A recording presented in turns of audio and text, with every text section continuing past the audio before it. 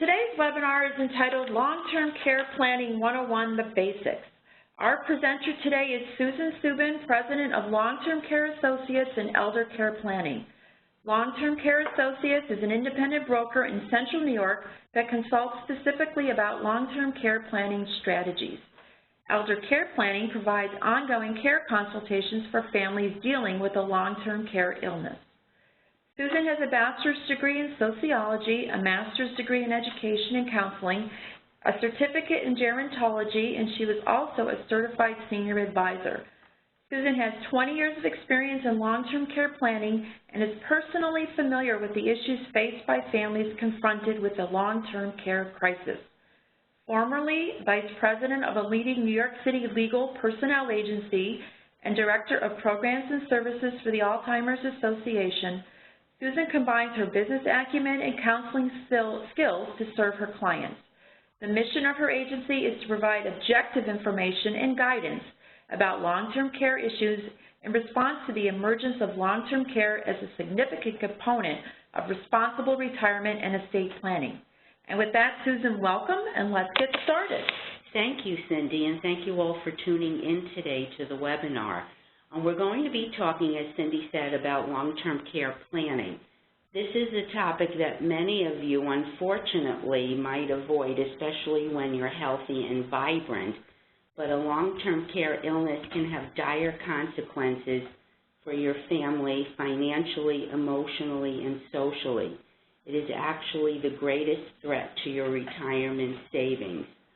I hope that this webinar will prompt you to plan for long-term care and have what I call the conversation with your family. There are many strategies to choose from depending upon your goals, and I hope that you will gain the knowledge of what is best for you. So let's begin. Long-term care planning can be a very complicated and confusing issue, and that's why many of you might shy away from it. But I'm hoping to make it as easy for you to understand today as possible, and I welcome your comments and questions in the chat box. So as you can see from the screen, we have a lot of objectives to go over, and I will deal with each of them and go over what long-term care insurance is and other strategies that are available to you.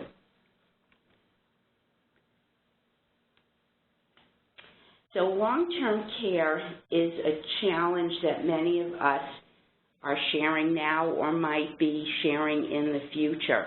At least 70% of people over the age of 65 will need long-term care services and support at some point. And another very interesting statistic is that 42% of people under the age of 65 are now receiving long-term care services. So again, while we're healthy and vibrant, we don't think it's going to happen to us. And if it does, a lot of you might feel that your children will take care of you or a spouse or partner will take care of you, but that puts a lot of undue stress on them. And I know this personally because I have been a caregiver for both of my parents, and it was a very, very difficult situation for me. One that I didn't shy away from, but certainly it would have been easier if my parents had had a long-term care plan in place. So we're all living longer, and that might be good or bad, because as we live longer, okay,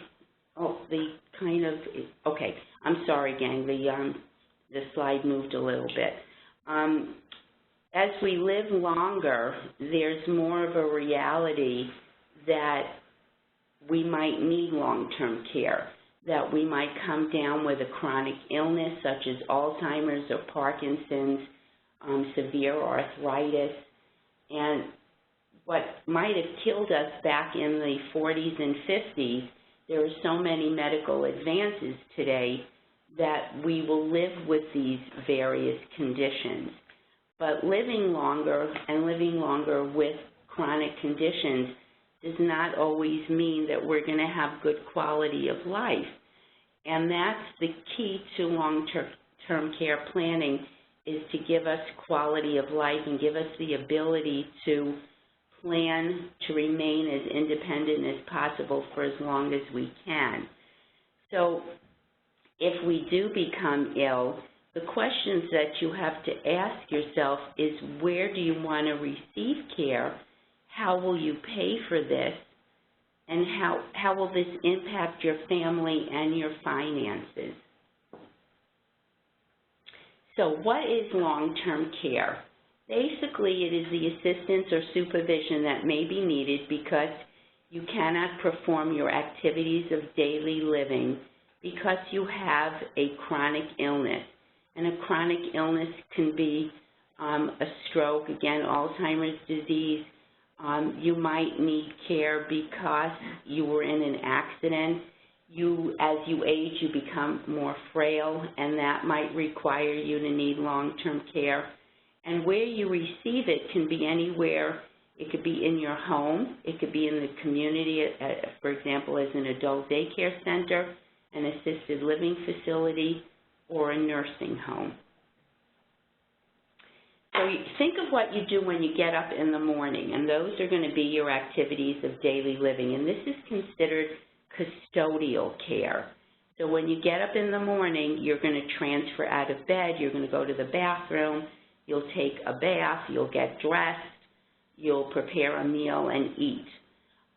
If you're unable to do these activities of daily living, that might require you to need long-term care.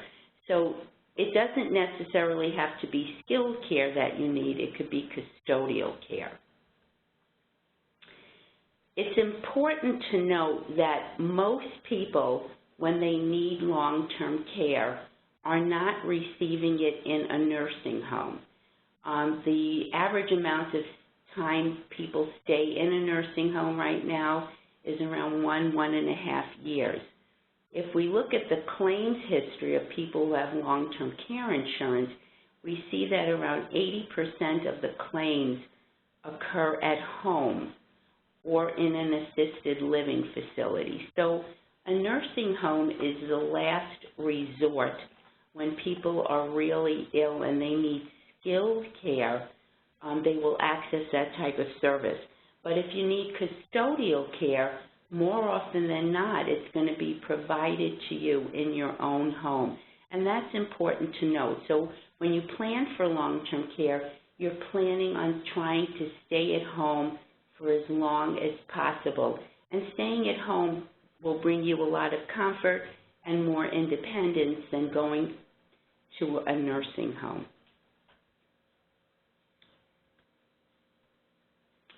So again, we're going to talk about different levels of care, and custodial care is help with your activities of daily living. It could also be non-instrumental care, and that's, having someone do your laundry, prepare your meals, cleaning the house. Intermediate care might require a therapist to come in to help you with physical therapy or respiratory therapy. It's rehabilitative in nature. Let's say that you had a knee or hip replacement and you might need some therapy after you've had that operation. Skilled care, which is the most intensive type of care, is care that you will need basically in a nursing home. And if you get to that point where you do need skilled care, it is easiest on your family for you to perhaps consider entering a nursing home so that you are safe and properly taken care of. The most important thing that I can really project to you today is that by planning for long-term care, you're really helping your family deal with the consequences of a long-term care illness. Because when you are disabled, you're not going to be able to take care of yourself as well as you would like to. And it's the people around you, it's your family and friends who are going to be the primary caregivers for you. And it would be better for them to be able to supervise your care as opposed to actually doing all the hands-on work. And I really want to encourage you to have this conversation. So there are several things for you to consider when, in terms of the support and money you're going to need if in fact you do, become disabled and have a long-term care illness. So from a support point of view, you can look to family, friends, and other people in the community. There are generally a lot of local resources, your area agency on aging, your church or temple. Meals on Wheels provides, meals if you're homebound. Generally, a lot of communities have transportation for people who need to get to doctors. But the other component is the funding for long-term care. Where are you going to get the funds to pay for your long-term care needs? And that could come from your income, your savings, your cash savings that you might have in a CD, your retirement savings, or other assets that you've accumulated over the years for your retirement.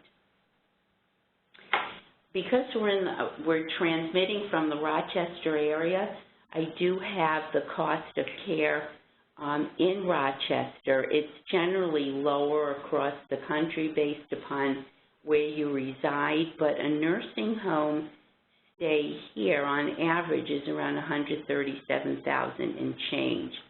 Assisted living is $48,000 a year, and if you have 8 hours of care 7 days a week, $25 an hour for a home health aide, it's going to cost you around $16,000 a year. Statistically speaking, most people run out of money to care for themselves in around 13 months. So it's not an inexpensive expense, and that's why it could have a really big impact on your retirement savings. So it's very good to be aware of the cost of care in the area that you reside. You'll have to forgive me, I have a bit of a cold and I'm trying really hard not to cough, but if I do, I apologize. So there are many different long-term care funding options that you can kind of rely upon. There are public programs, there's private or family support, self-funding, and long-term care insurance options. We're going to go over each of these. So from a public point of view, you have, once you're over the age of 65, you can rely upon Medicare to a limited extent. Medicare, if you've been in a hospital for 3 full days as an admitted patient, not someone under observation. So you have to, if you have a family member who's been in the hospital or is going to rehab, they must be admitted into the hospital and stay there for 3 days. And then if they go to a nursing home for rehab, Medicare will pay for the first 20 days in full, and then the next 80 days there's a copay of around $155 a day.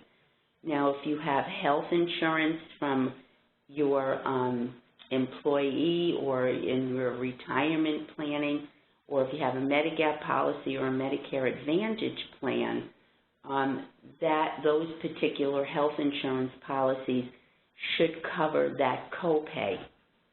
But after 100 days, Medicare does not pay for anything.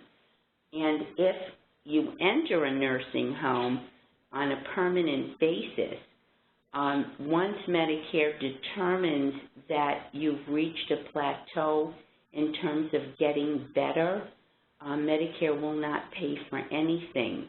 So on average, people get around 37 days of Medicare payment. From a home care point of view, Medicare only pays for skilled care for a limited amount of days and a limited amount of hours per day. So if you need custodial care, which is what most people need when they require long-term care, Medicare does not pay for custodial care. You have to need skilled care, and as an offshoot of that, Medicare will pay for some custodial care if an aide comes in that's providing skilled care. Medicare does not pay for adult daycare and does not pay for assisted living. So those two settings would not be funded by Medicare. Medicaid is a federal and state health care program, and it's usually tapped into by people who have limited assets and income. And in order to qualify for Medicaid, you have to spend down your assets. So for an individual, you would have to spend your assets down to $14,850, and for a couple, you would spend your assets down to approximately $117,000 in change. The person in the nursing home would only be allowed to keep $50 a month for their expenses. Medicaid does not pay for adult daycare, and Medicaid does not pay generally for assisted living. And those places, those assisted living facilities that do accept Medicaid are very, very different from assisted living facilities that take private pay or long-term care insurance. So you have to be very cognizant of the fact that these public programs require certain guidelines that you have to adhere to, and they're very limited in scope when it comes to paying for long-term care. So you can rely upon your family for support and perhaps funding, but again, your family might not live nearby. Many of our adult children live in different states and will be long-distance caregivers. Many of our adult children have families. It would really catch them up in what we call the sandwich generation, so they'd be taking care of your needs and the needs of perhaps their children. And again, I took care of both of my parents, and it was a very time-consuming, physically tiring, emotionally stressful time for me. So yes, if your family is around, they are going to do as much as possible for you, but do you want to put that burden on them? And if so, if they are around, why wouldn't you want to make it easier for them by having a plan in place? You can self-fund, but so you can go into your resources. Maybe you would go into your retirement savings or an IRA account, but you have to think of the tax implications that doing that might have for you, and you also have to think of how that will affect the standard of living of the well spouse, of your partner. If you tap into all the resources that you've accumulated over the years, how is that going to affect your spouse? And if your spouse needs long-term care in the future, how is he or she going to pay for that? The other thing that it might affect if you self-insure is the legacy that you might want to leave to grandchildren or your children. So you might deplete that legacy that you had in mind for your family. So these are things to think about. And again, your self-funding can come from any of these sources, but again, you have to think of the consequences of relying upon them. So how do you plan for long-term care? The most popular way is a traditional long-term care insurance policy or a standalone long-term care insurance policy. And you have to think of, before you decide to purchase long-term care insurance, you have to question the suitability of it for your own needs. So more often than not, it's middle-class people with some assets and a fairly decent amount of income coming in that look into this strategy. Because once you decide to buy a long-term care insurance policy, you're going to pay the premiums every year. It's like your car insurance or your homeowner's insurance. You're not building up any equity in the policy. It's just a payment that you will make every year. And once you start that payment, you don't want to have to stop because you can't afford the premiums anymore. So that is a very big consideration. You do not want to buy long-term care insurance if it's going to compromise your standard of living and you can't take a vacation or buy a new car because you have to pay your premium. If you're almost eligible, if you're at that level where you're almost eligible for Medicaid or you're on a very fixed income, it also might not be the right strategy for you. So just bear that in mind, that you need to be able to manage the premiums.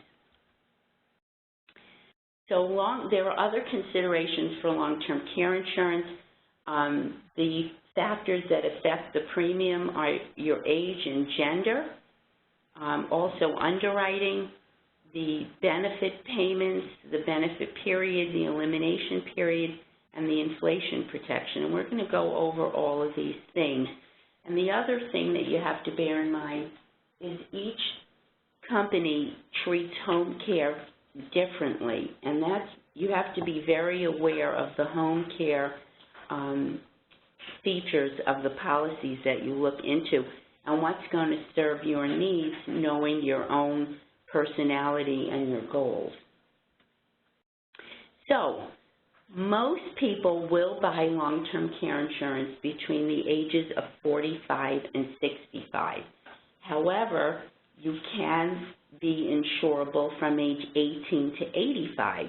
It gets more difficult to get the coverage when you're older because underwriting plays a very key factor in your ability to be insured.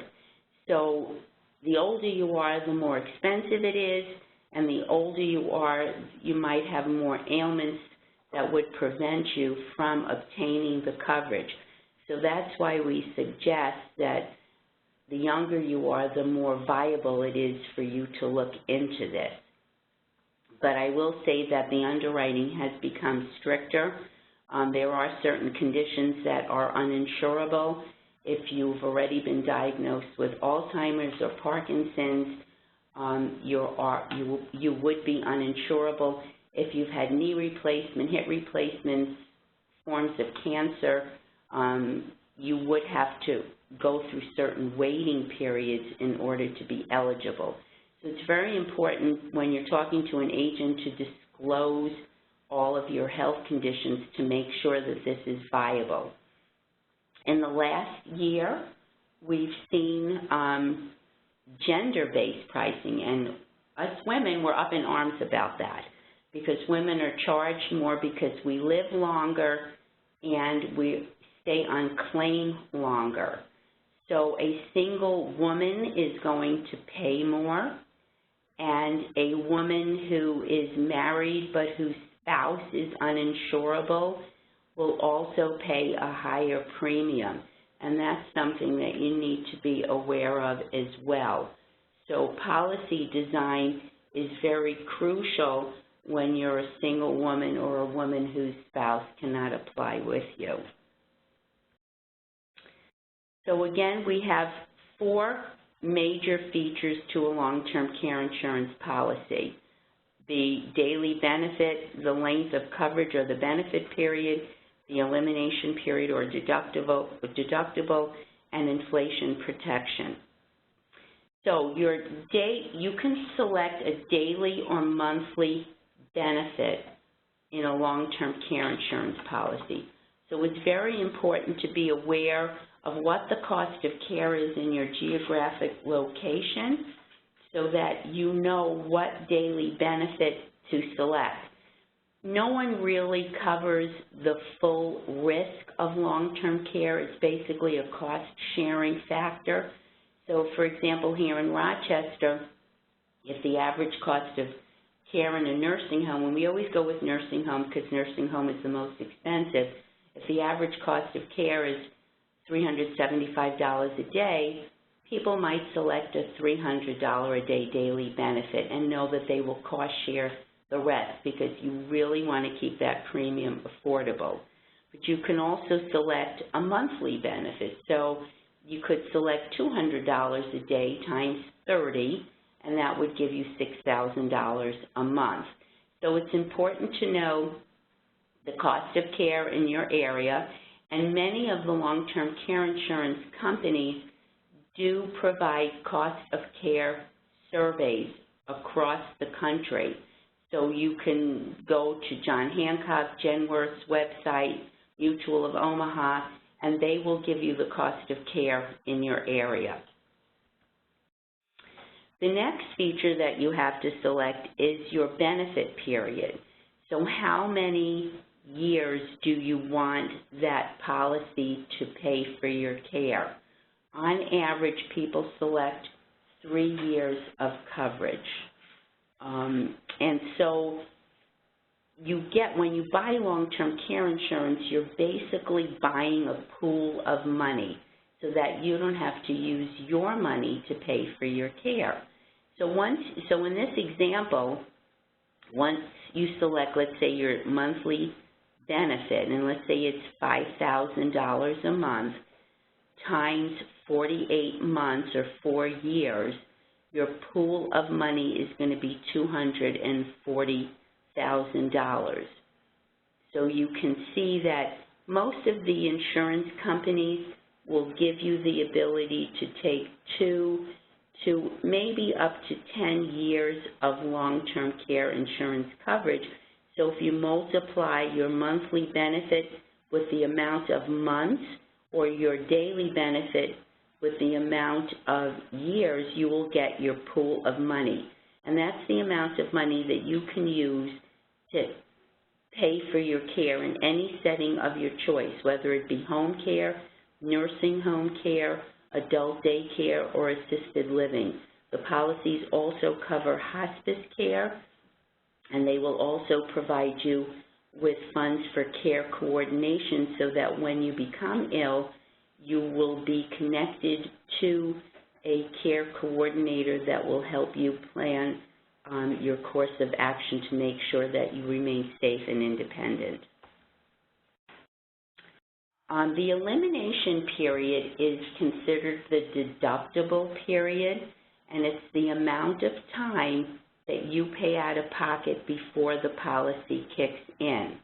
So you can select calendar days or service days. So with a calendar day, and let's go to the next slide, and we're trying.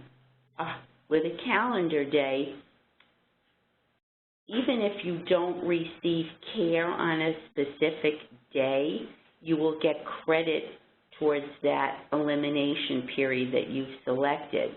With a service day, a day is credited to your elimination day every time you've had a service. So it's going to take you a longer period of time to get through a service day elimination period as opposed to a calendar day. And this can be very meaningful if you plan on using your policy to stay at home for as long as possible, because it will take you a longer period of time before you receive your benefits for home care. So just bear that in mind. Inflation protection is very, very important.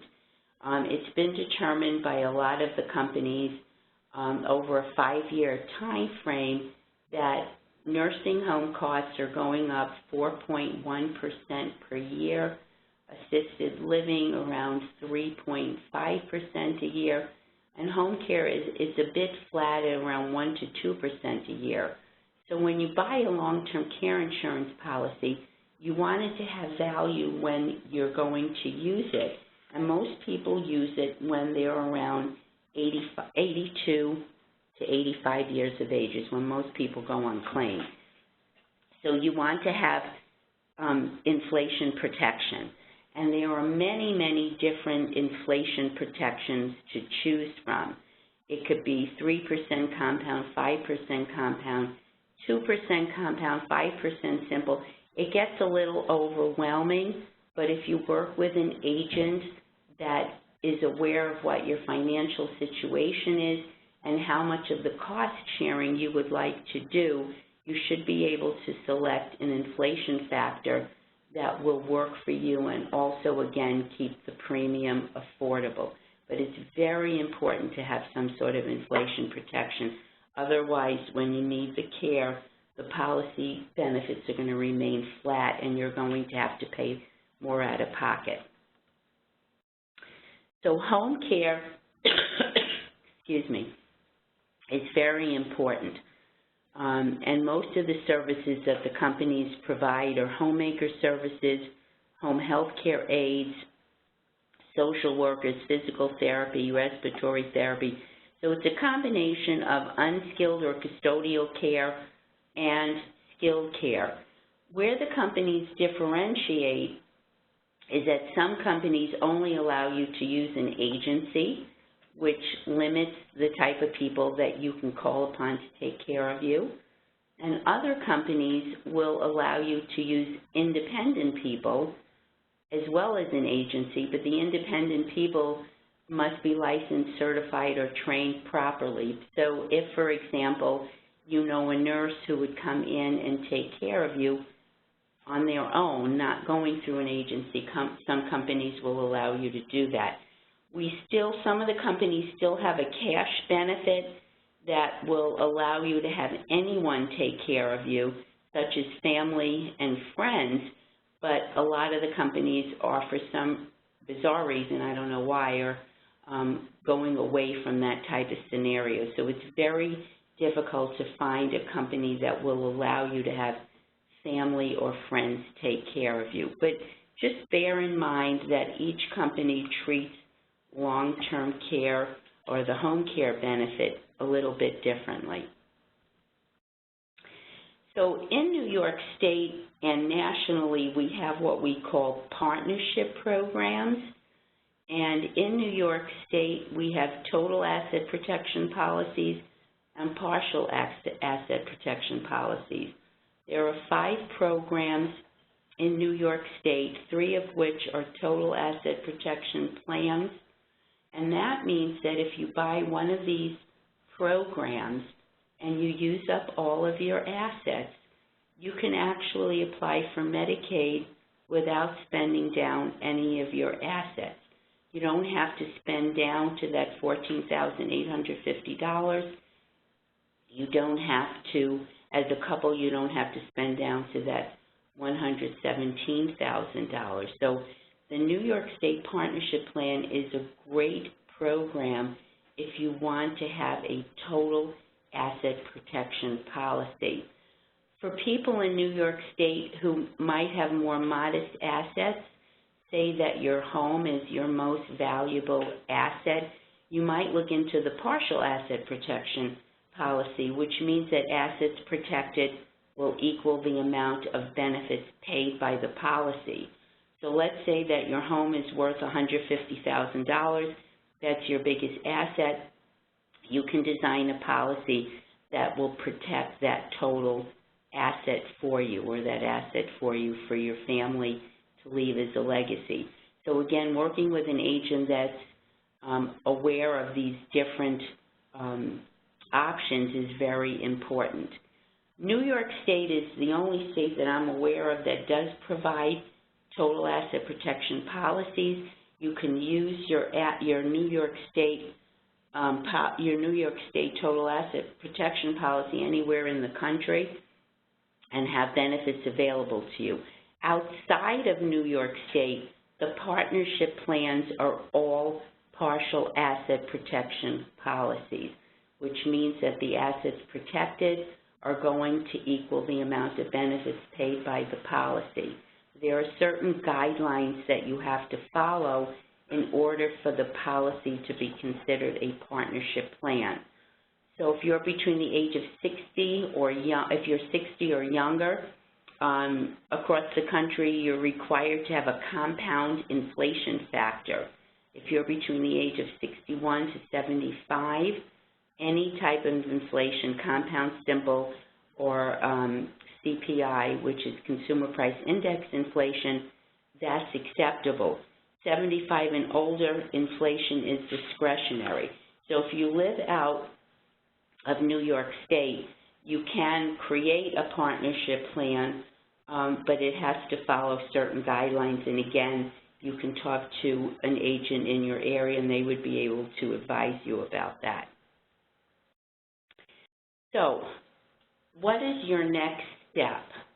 I've given you an option of long-term care insurance, but there are many other strategies to consider. So you can't really shy away from long-term care planning because I'm giving you so many options to consider. And we're going to go over them right now. So let's say that you don't want to buy long-term care insurance for whatever reason, but you do want to protect your assets. You can go to an attorney and do what we call a Medicaid trust or an irrevocable trust. And that's when you place your assets into a trust. Excuse me. You will not have access to the assets that you put in the trust, and you have to realize that you can't put in any qualified money such as 401ks or pension plans. You have to get through a 5-year look-back period in order for the trust to remain viable, and that means that if, let's say, in 2015 you create a trust, and then 3 years from now you need to go on Medicaid, Medicaid is going to look back 5 years and say, well, you didn't get through the 5-year look-back period, so we're going to get access to that trust.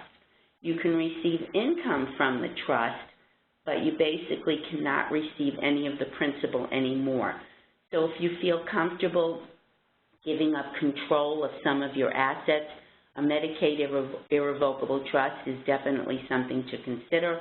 A lot of people put their homes in a Medicaid trust so that they're able to protect that asset. And so that's another choice.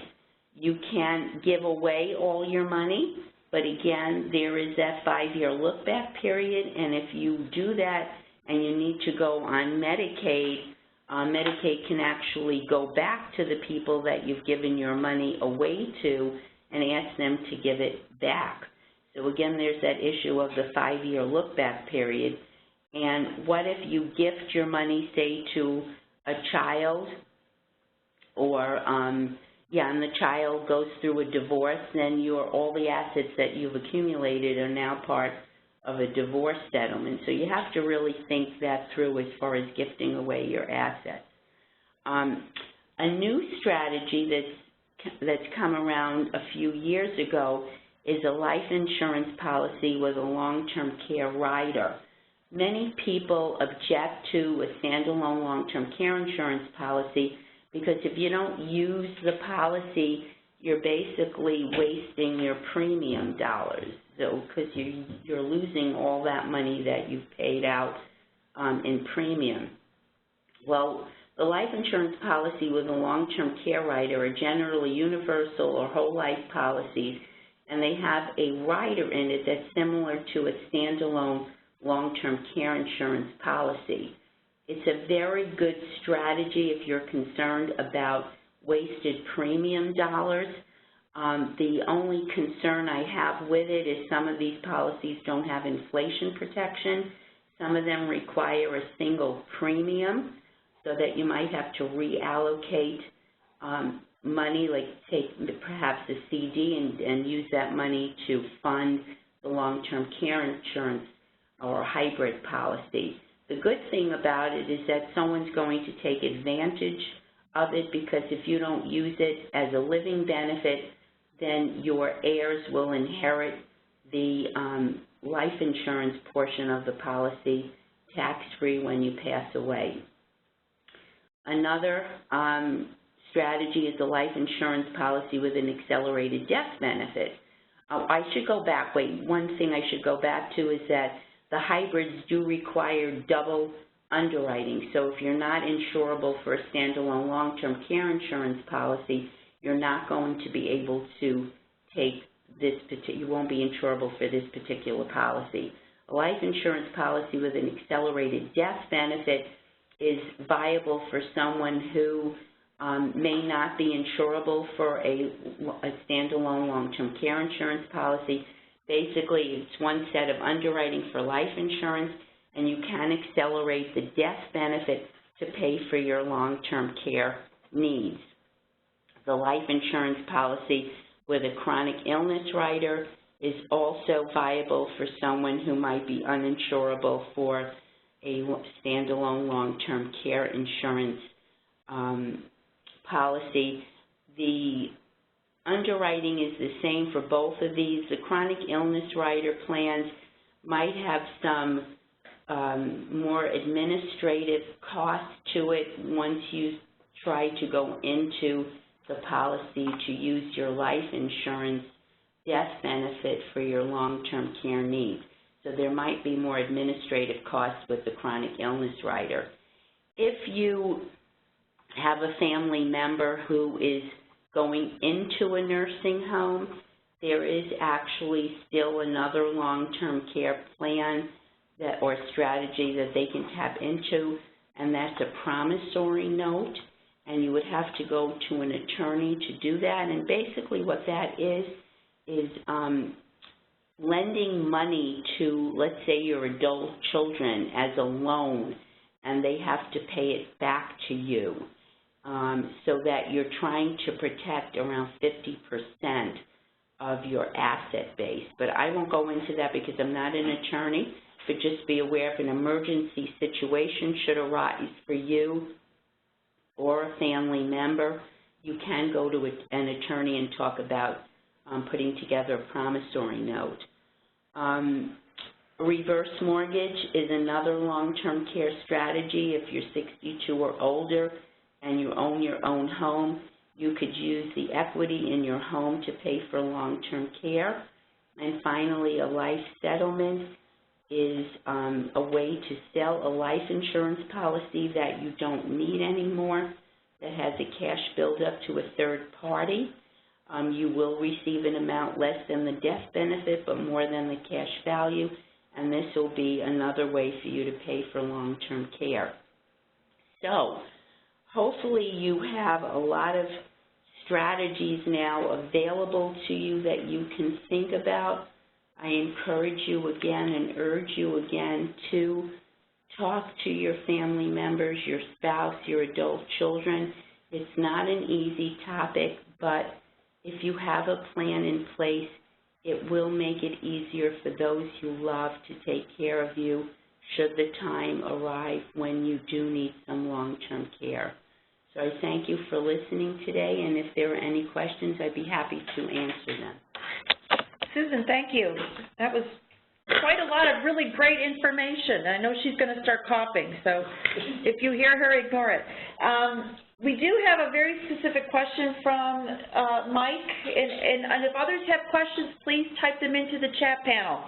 I know I have a bunch, but I've got access to Susan, so I can ask her after the webinar. So Mike's question is very specific, Susan, to the protection policy. He's curious as to how it works. Do you need to apply via New York State? Because I'm guessing he's here in New York State. And where can he get more information? Okay, the total asset protection policies are a policy in New York State. You can go to any agent who sells long-term care insurance. I can't believe I got this far without coughing. Who will be able to give you information. There are certain companies that sell the New York State Partnership Plan. They are Genworth, MedAmerica, Mass Mutual, and New York Life. So you can go to any one of those companies and gather information. Thank you. Other questions? Feel free to type them in. Susan, you might have covered this, but again, when do you think is the best time for someone to start thinking about long-term care? And is there an age that we get to where it might be too late to start thinking about long-term care insurance? Well, definitely you should start to think about it when you're in your 40s, because the premiums are going to be much more reasonable, and because you're younger, you might be able to put more benefits into the policies, or more riders into the policies that will cover you more effectively. Underwriting does become an issue as you become older, and even though you can obtain a policy up to the age of 85, the companies are much more stringent about your cognitive capabilities, and they will look at all your medical records, which they generally do anyway. So the younger you are, the better it is for you to look into the coverage. Okay, thank you. I know that you said that you can get a policy for long-term care insurance through an insurance agent, but I assume you can also get it through an employer. And if you get it through an employer, is it portable if you change jobs? Usually it is portable, and many companies are starting to offer long-term care insurance to their employees. You have to be very careful about the program that you select, because oftentimes employers will use pre-packaged plans. There might not be enough inflation protection. There might not be any inflation protection. The daily benefits might not be large enough. So it's important for you to ask your employer about any plans that are available, but it would be equally important for you to actually talk to an agent, meet with an agent that's representing the company's plan, so that you can sit down and talk about the different features that are available, because I've seen many employer plans where people buy into it at a young age and then don't have any inflation protection. The premiums are very low, and they think, hey, this is great. And it is good that you're planning, but you want the policy to have value when you need it later on. So I think it's commendable that employers are offering this as a voluntary benefit more often than not, but it's equally important to make sure that what you're purchasing through your employer is going to have value. Thank you. There are no more questions coming in, but we still have some time remaining. So if there are any questions, please type them into the chat box.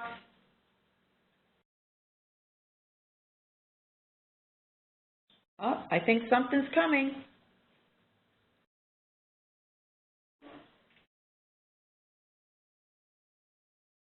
Yes?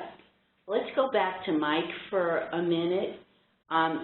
You need to apply in New York State for a New York State partnership plan, but if you live out of New York State, you apply to that particular state's partnership plan. Christine has a question, Susan. What policies do you recommend for asset protection for someone who already has a chronic illness?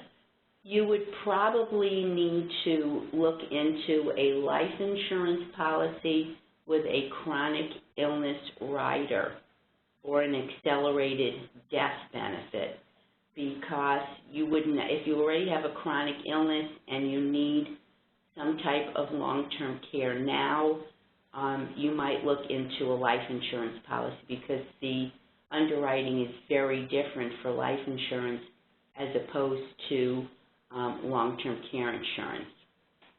But I would go in the direction of a life insurance policy with a chronic illness rider. Hopefully that's helpful, Christine. Is there any other questions? Please type them in. Otherwise, we will say thank you for listening. Exactly. Nope. All righty. Well, if you do come up with a question later, please feel free to email us at ritalum@rit.edu, or if you have a passion for Twitter, you could tweet your questions to @RIT_alumni with the hashtag #MeRITWebinars.